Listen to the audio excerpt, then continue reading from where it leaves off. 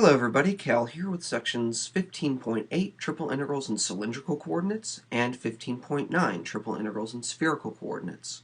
So in these two sections we're going to introduce two new coordinate systems and talk about how to take triple integrals using them. At the very bottom of page 1051 where the section starts, your book reminds you of how polar coordinates work, and the picture for polar coordinates is this one right here in figure 1, and all of your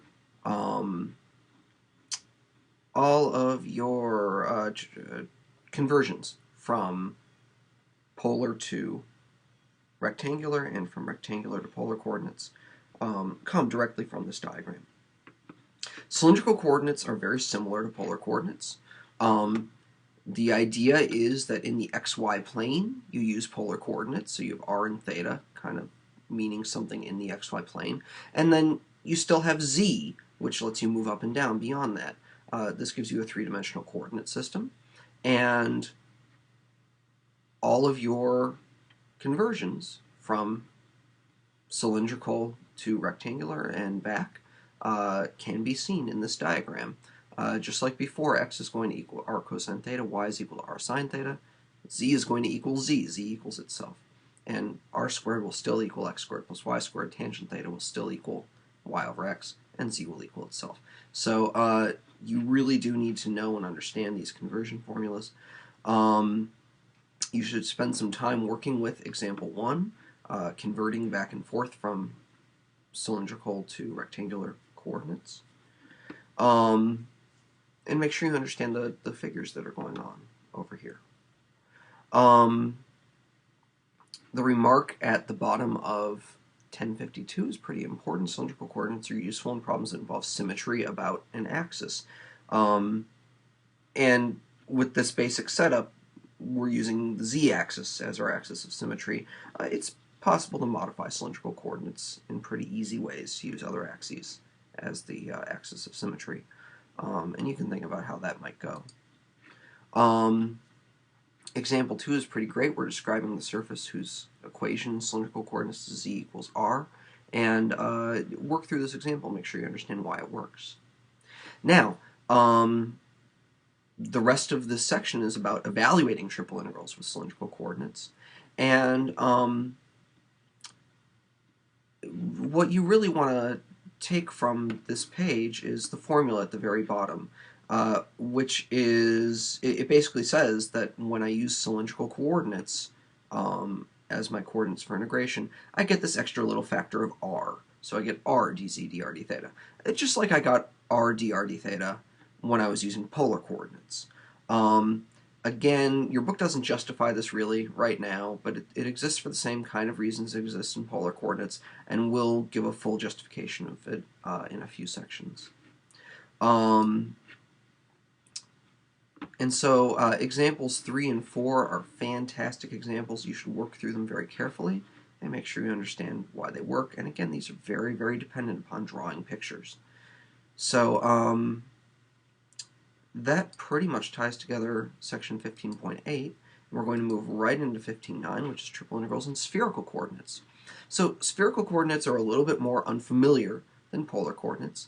In polar coordinates, I have r, which is sitting down here in the xy plane. It's the distance from the origin in the xy plane. In spherical coordinates, I have rho, which is just the distance from the origin overall. And we're going to assume for simplicity that rho has to be greater than or equal to 0. It's just plain old distance from the origin of your point. Theta is going to be the same theta that we're used to. It's the angle in the xy plane from the positive x-axis.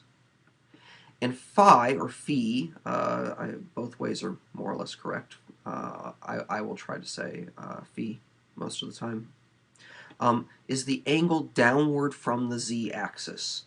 And that means that phi has to be between 0 and pi, 0 and 180 degrees, where 0 is pointing straight up, 180, or pi, is pointing straight down.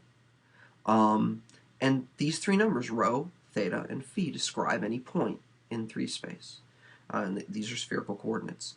Your conversions all come from figure 5, right down here. And you can see your polar coordinates sitting on this table as well. Understanding this picture and where your conversion formulas are coming from is the key to understanding spherical coordinates. I urge you, instead of trying to memorize your conversion formulas over here, um, try to understand the picture and be able to derive these formulas from the picture. Okay, this is just basic trig. Okay? But your conversion formulas are right down here at the bottom of page 1057. You should spend a lot of time on page 1057 getting used to what spherical coordinates are. Examples 1 and 2 are playing with spherical coordinates, just basic stuff, converting from rectangular to spherical, and so on. Then we get into evaluating triple integrals with spherical coordinates, and the discussion here kind of mirrors what was going on in the previous section. And it culminates in this formula for triple integration spherical coordinates. And again, the takeaway from this formula is that when I'm working in spherical coordinates, I get this extra little factor of rho squared sine phi. This is similar to the extra little factor of r when we're using polar or cylindrical coordinates. And you do need to know that this rho squared sine phi magically appears whenever you're integrating with respect to spherical coordinates. It's worth following the discussion here, and again, we'll justify why that factor is what it is later on. But examples 3 and 4 are good examples of using spherical coordinates in integrals. And again, these are just a really nice tool. They let us handle some integrals really easily that otherwise would have been pretty difficult. So that more or less ties together this section. So I will see you next time.